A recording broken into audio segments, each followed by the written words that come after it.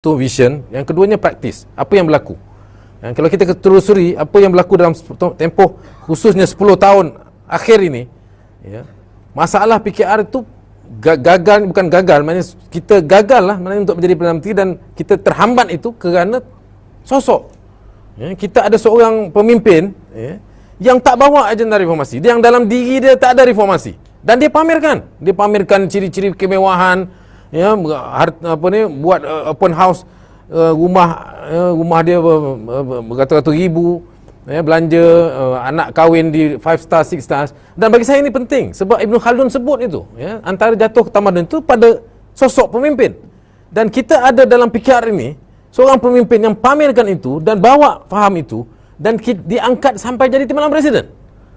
Dan ini yang sebenarnya menghambat perjuangan PKR. Sehingga hari ini sekarang ni nampak ada keterbatasan PKR itu disebabkan kita benarkan ini.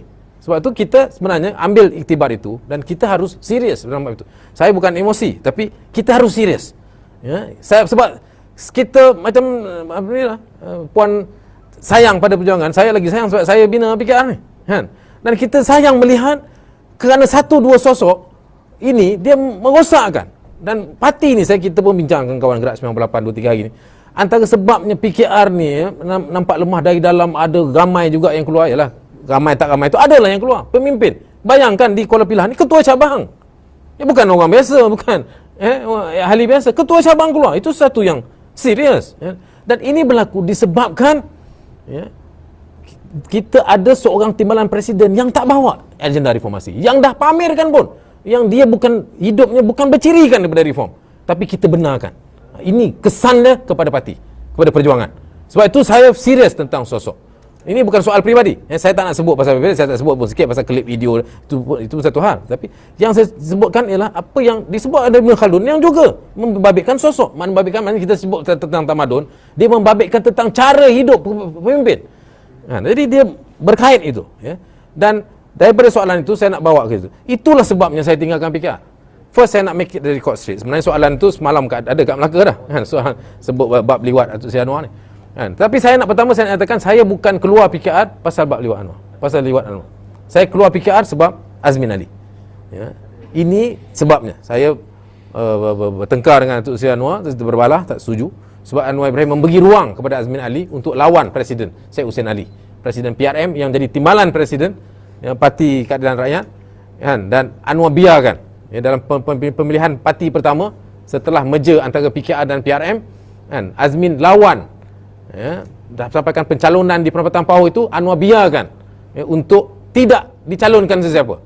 Bagi saya tak betul. Sebab saya Hussein parti presiden yang sanggup bubarkan parti dia, masuk parti Keadilan Rakyat, kan, dan sepatutnya Perempatan Pauh mencalonkan saya Hussein sebagai timbalan presiden, tapi tak dicalon. Itu perbalahan saya, dan saya keluar daripada PKR pada hari yang sama. Jadi yang tu mungkin emosi lah, anak muda, saya ketua muda masa tu, kan. Jadi saya mungkin salah, bab itu saya mengaku, ya, saya tak patut keluar. Patutnya itu keputusan politik. Keputusan politik ni biasa, ada salah, ada betul. Jadi kalau saya salah, saya minta maaf, tu macam pada kawan, ya, yang saya tinggalkan, ya. Tetapi bukan sebab liwat, ya, sebab Azmin. Okey, bab liwat ni timbul masa bila? Bab liwat ni timbul sebab ada keputusan daripada Mahkamah Persekutuan yang bebaskan Anwar, ya, tapi dalam tiga hakim yang bebaskan Anwar, seorang hakim itu mengatakan aktiviti liwat berlaku. Jadi saya berdepan dengan Datuk Seri Anwar. Saya berdepan dia, saya kata ini tak boleh berlaku, ini tak boleh dibiarkan dalam penghakiman sebab dia memberi kesan. Ini kita juga bincang pasal sejarah nanti, kan, parti. Jadi ini rekod mahkamah. Kan? Dia bebas, ini bukan kes Saiful, kes sebelum itu.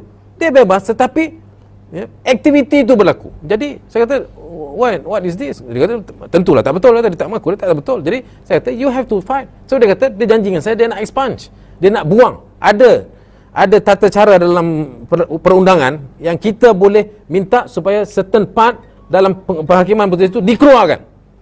Dan dia kata kat saya, dia akan keluarkan. Dia akan minta kapal, maksudnya kapal yang hidup lagi. Itu kapal untuk expunge. Dan dia tak buat. Adalah sebab mungkin dia tak buat. Okey, tapi biarlah dekat situ. Tetapi lepas tu saya dah masuk UMNO, lepas tu ada pula serangan terhadap saya serang, biasalah politik, kan. Saya sebut yang tu. Tapi saya merujuk kepada keputusan mahkamah itu, masa persekutuan itu. Saya merujuk pada keputusan itu. Dan bagi saya sekarang, Ya, bila keputusan itu pun dah selesai, dan sekarang ni Anwar Ibrahim mendapat pengampunan penuh. Bagi saya dah selesai lah.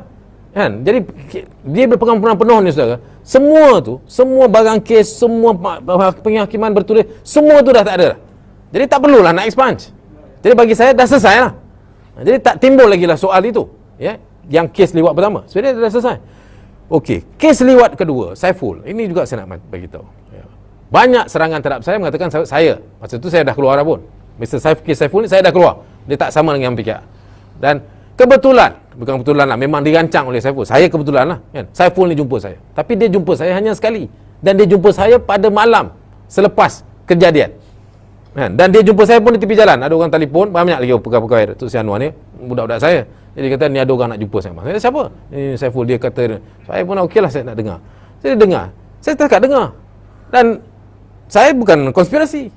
Kan? Oh, dia jumpa saya, nak jumpa saya, tak bermakna konspirasi, dan tak ada bukti konspirasi. Macam mana saya boleh konspirasi lepas saya berjumpa dengan orang tu lepas kejadian? Konspirasi ni maknanya you rancang berbulan sebelum tu. Ya, kalau ada bukti ke apa, saya jumpa Saiful berbulan sebelum tu, berkali barulah konspirasi. Kan? Jadi tapi tuduhan terhadap saya mengatakan saya konspirasi. Ini tuduhan jahat dan tak betul. Dan saya jumpa sekali dan buktinya tak ada konspirasi, sebab bila kenyataan tu, bila saya jumpa Saiful, polis tangkap dia buat laporan polis, polis tangkap dan sebagainya. Dia buat laporan polis, dan untuk mahkamah memanglah polis ambil statement daripada saya, sebab dalam jadual Saiful tu ada jumpa saya. Jadi polis ambil statement saya dan saya sebut apa yang setakat Saiful sebut je lah. Saya tak bagi tahu lebih daripada tu. Dan sebab itulah buktinya saya tak dijadikan saksi oleh polis, oleh Saiful. Ya. Kalau saya berkomplot, ya, dan bersama dengan Saiful, mestilah saya jadi saksi pergi mahkamah untuk memperkukuhkan, sebab saya bekas seperti Anwar. Saya orang kanan Anwar. Kalau saya pergi mahkamah, saya kata betul Anwar ni melewat, mestilah dibawa saya. Jadi saya tak buat, saya tulis pun dalam tu. Sebab itu saya tak dipanggil jadi saksi. Jadi itu bukti mana saya bukan dalam terlibat dalam konspirasi. Tapi memang ada kalangan kita, ya, yang menggunakan itu, ya, untuk memberikan satu gambaran yang jahat lah, jahat betul lah saya ni. Kan? Saya tak buat kerja macam tu. Macam saya sebut tadi lah, saya tak setuju Anwar, saya keluar. Saya bukan nak meracun dia kat dalam, nak bunuh dia macam tu. Dan memang tak betul pun. Jadi ini saya nak betulkan. Ini saya nak jelaskan. Ya, tidak ada langsung konspirasi membabitkan saya dan Saiful, dan ini terbukti. Ya, saya tidak ada dalam, dan saya hanya bertemu dengan dia pada masa itu sekali saja. Ya, jadi saudara, saya harap perkara ni selesai. Ya. Sebab kalau kita panjangkan, dia akan beri masalah. Bukan masalah saya tak ada apa. Saya orang gerak movement biasa, tetapi kepada Datuk Seri Anwar. Sebab dia nak jadi Perdana Menteri. Dan kita mahu dia jadi Perdana Menteri yang kuat. Kita mahu proses untuk dia diangkat Perdana Menteri ni, ya, dia tak ada lagi ruang-ruang ini, ya, di kalangan kita pun. Dan saya nak bagi tahu ini sebab ada usaha sehingga ke hari ini, ya, untuk sabitkan dia dengan kes-kes lain. Sebab mereka tak berhenti, saudara. Ya, sebab itu kalangan kita ni kena solid lah. Ya, bila dah saya kata tak ada tu, tak ada lah. Ya, dan proses tu dah berakhir, pengampunan dah dibuat, pengampunan dah selesai. Ini seharusnya kita streskan yang ini, dan saya sendiri berdiri pun saya bagi tahu. Sebab itu saya mendokong dia sekarang. Kalau tidak, buat apa saya nak sokong dia? Kan, saya senang saya nak buat keputusan untuk sokong Datuk Seri Anwar. Kan, apa yang saya dapat? Anwar bukan Perdana Menteri pun sekarang. Kan, kalau dia Perdana Menteri saya sokong, orang boleh faham lah mungkin. Saya nak dapat jawatan kepada Perdana Menteri, tak ada apa. Saya tak dapat apa pun. Tetapi atas prinsip saya sebut dengan tadi, dan kita kena bersama dalam hal ini. Dan proses pengadilan itu selesai. Yang kita patut tekankan sekarang ialah proses pengadilan yang tak selesai. Apa yang tak selesai? Kes video Azmin Ali. Itu tak selesai. Tak ada pengadilan, tak ada siasatan, selesai semua. Hilang semua. Yang kata kabur je. Dah kabur habis. Mana boleh habis? Sebab apa? Sebab Haziq kata berlaku, Azmin kata tak berlaku. Ya? Jadi salah seorang mesti bohong. Mana boleh dua-dua orang kata betul? Kan? Pasal satu kata ya, satu kata tidak. So kalau katalah Azmin ni betul, mengapa tak saman Haziq? Mengapa tak saman Haziq? Kalau kata Azmin betul, okey, polis kata kabur, maknanya Azmin betul lah. Kan? Ataupun kabur, dia kata tak tentu siapa betul. Okey, dia saman. Mengapa dua-dua tidak disaman? Salah seorang mesti salah. Sama ada Azmin salah atau Haziq salah. Maknanya dari sudut jenayah, perundangan, mesti salah seorang itu disaman. Persoalan yang kita patut tekankan, mengapa tidak disaman? Ini bukan masalah personal. Ya, saya pun malas nak cerita personal. Tetapi ini masalah rule of law. Ini masalah yang disebut oleh Rasulullah SAW. Jangan kamu jadi Bani Israel. Orang besar itu mencuri, orang besar itu jenayah, lepas orang kecil kena. Ini pesan Rasulullah. dalam sumpah dia yang kata kalau anakku Fatimah itu potong tangan, aku potong tangan ni, ya, aku potong tangan Fatimah. Itu sumpahnya. Dan sebelum kita tahu hadis tu, tapi banyak orang tak tahu latar belakang hadis itu. Sebelum tu Rasulullah sebut jangan ikut Bani Israel. Bani Israel itu Yahudi lah. Kita ni dengar Yahudi, naik seh. Kan? Tetapi kita ikut apa dia? Kes Azmin. Cuba orang lain video macam tu. Kena ke tak kena? Dengan kata video kabur macam tu, video daripada jauh pun nampak, daripada belakang pun kena tangkap lah. Dah boleh cam lah. Ini dah depan-depan. Mengapa boleh kabur? Dan dunia melihat, saudara, ini the rule of law, sistem jenayah dalam negara kita. It's not about Azmin, it's about rule of law. Saya nak tanya ketua polis. Sebab tu saya semalam di Melaka, saya sebut juga bab itu. Where is the rule of law? Kalau tak betul, okey lah Azmin betul. You Saman Haziq. Kerajaan bertanggungjawab untuk Saman Haziq kerana membuat tuduhan palsu terhadap Azmin. Kenapa tak Saman? Kalau Haziq yang betul, ini Saman Azmin. Bukan Samannya lah, masuk jail saya. But it doesn't happen. Ini yang seharusnya kita tekankan. Ya, proses peradilan itu berlaku. Proses dalam kes Anwar semua berlaku. Anwar Ibrahim walaupun ada yang terbaru ni lah, Yusof apa router ke apa benda, kan mana manusia mana pula dia. Anwar pergi siasatan, dia ikut semua proses. Kan? Dia ikut semua. Tidak ada satu proses pun, ya, dakwaan pun terhadap Anwar yang dia lari ataupun hentikan proses. Macam dia nak hentikan, dia bukan menteri. Dia memanggang. Azmin dia menteri. Dan dia nak terus kekal menteri, dia lacurkan jawatan menteri dia untuk pastikan kes dia ni terus ditutup. Ini perangai Azmin.